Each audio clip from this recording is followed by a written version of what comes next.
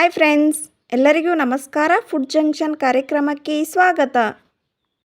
ಇವತ್ತು ನಾನು ಮಾಡ್ತಾ ಇರೋ ಸ್ಪೆಷಲ್ ರೆಸಿಪಿ ಏನಂದರೆ ಇನ್ಸ್ಟಂಟಾಗಿ ಮಾಡುವ ರವೆ ಪಡ್ಡು ಮಾಡೋದನ್ನು ನಾನು ನಿಮ್ಮ ಜೊತೆ ಶೇರ್ ಮಾಡ್ಕೊಳ್ತಾ ಇದ್ದೇನೆ.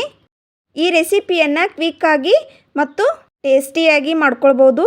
ತುಂಬಾ ಕಡಿಮೆ ಸಮಯದಲ್ಲಿ ಈ ರವೆ ಪಡ್ಡನ್ನು ಮಾಡ್ಕೊಳ್ಬೋದು.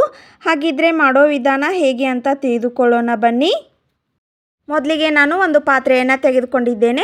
1 ಬೌಲ್ ಚಿರೋಟಿ ರವೆಯನ್ನು ಹಾಕಿಕೊಳ್ಬೇಕು. ಬಾಂಬೆ ರವೆ ಅಂತಾರಲ್ವ, ಅದನ್ನು ತೆಗೆದುಕೊಂಡಿದ್ದೇನೆ. ನಂತರ ಕಟ್ ಮಾಡಿದ ಈರುಳ್ಳಿಯನ್ನು ಹಾಕಿಕೊಳ್ಬೇಕು. ಸಣ್ಣಗೆ ಕಟ್ ಮಾಡಿದ 4 ಹಸಿಮೆಣಸಿನಕಾಯಿಯನ್ನು ಹಾಕಿಕೊಳ್ತಾ ಇದ್ದೇನೆ. ಸ್ವಲ್ಪ ಕೊತ್ತಂಬರಿ ಸೊಪ್ಪನ್ನು ಹಾಕಿಕೊಳ್ಬೇಕು. ನಂತರ 1 ಬಟ್ಲು ಮೊಸರನ್ನು ಹಾಕಿ, ನಾವು ಇದನ್ನು ಫರ್ಮೆಂಟೇಷನ್ ಮಾಡಲಿಕ್ಕೆ ಇಡಾತಿಲ್ಲ, ಅದಕ್ಕೆ ನಾನು ಮೊಸರನ್ನು ಯೂಸ್ ಮಾಡ್ಕೊಳ್ತಾ ಇದ್ದೇನೆ. ಇವಾಗ ರುಚಿಗೆ ತಕ್ಕಷ್ಟು ಉಪ್ಪನ್ನು ಹಾಕಿಕೊಳ್ಳಿ. ಚಿಟಿಕೆ ಸಕ್ಕರೆಯನ್ನು ಹಾಕಿಕೊಳ್ಬೇಕು. ಸಕ್ಕರೆ ಏಕೆ ಹಾಕಿಕೊಳ್ಬೇಕು ಅಂದರೆ ಕಲರ್ ಸೂಪರಾಗಿ ಬರುತ್ತೆ. ಚಿಟಿಕೆ ಅಡಿಗೆ ಸೋಡಾ, ಜೀರಿಗೆಯನ್ನು ಹಾಕಿಕೊಂಡು ಚೆನ್ನಾಗಿ ಹಿಟ್ಟನ್ನು ಕಲಿಸಿಕೊಳ್ಳಿ. ಸ್ವಲ್ಪನೇ ನೀರನ್ನು ಹಾಕಿಕೊಂಡು ಹಿಟ್ಟನ್ನು ಕಲಿಸಿಕೊಳ್ಳಿ.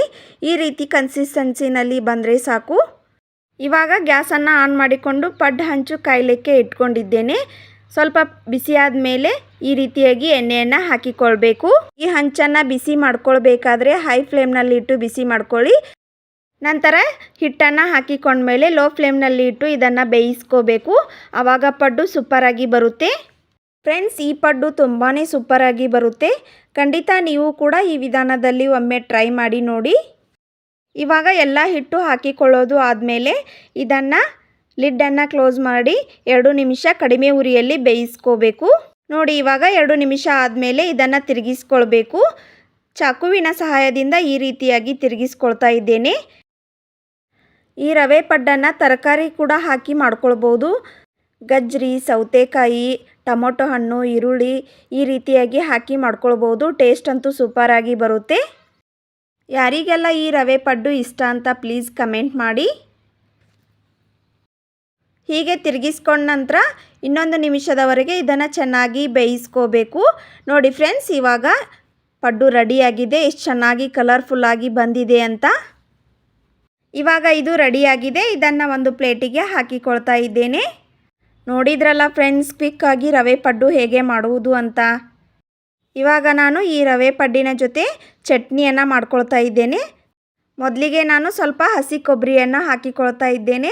ನಂತರ ಸ್ವಲ್ಪ ಬೆಳ್ಳುಳ್ಳಿ, 3 ಹಸಿಮೆಣಸಿನಕಾಯಿ, ಅರ್ಧ ಕಪ್ ಪುಟಾಣಿ, ಸ್ವಲ್ಪ ಜೀರಿಗೆ, ರುಚಿಗೆ ತಕ್ಕಷ್ಟು ಉಪ್ಪು, ಸ್ವಲ್ಪ ಕರಿಬೇವು ಸೊಪ್ಪನ್ನು ಹಾಕಿ ಸ್ವಲ್ಪ ನೀರನ್ನು ಹಾಕಿ ಗ್ರೈಂಡ್ ಮಾಡ್ಕೊಳ್ಬೇಕು.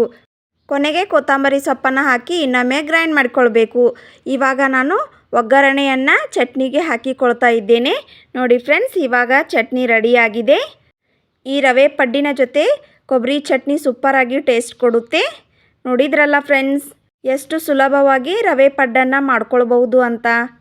ಈ ರೆಸಿಪಿ ಇಷ್ಟ ಆದರೆ ಪ್ಲೀಸ್ ಲೈಕ್ ಮಾಡಿ, ಶೇರ್ ಮಾಡಿ. ಇನ್ನಷ್ಟು ಈಸಿ ರೆಸಿಪಿಗಾಗಿ ನನ್ನ ಚಾನಲನ್ನು ಸಬ್ಸ್ಕ್ರೈಬ್ ಮಾಡಿಕೊಳ್ಳಿ. ಈ ರೆಸಿಪಿ ನಿಮಗೆ ಇಷ್ಟ ಆಗುತ್ತೆ ಅಂತ ಅನ್ಕೋತೀನಿ. ಮುಂದಿನ ಇಂಟ್ರೆಸ್ಟಿಂಗ್ ರೆಸಿಪಿಯೊಂದಿಗೆ ಮತ್ತೆ ಸಿಗ್ತೀನಿ. Keep watching. Thank you.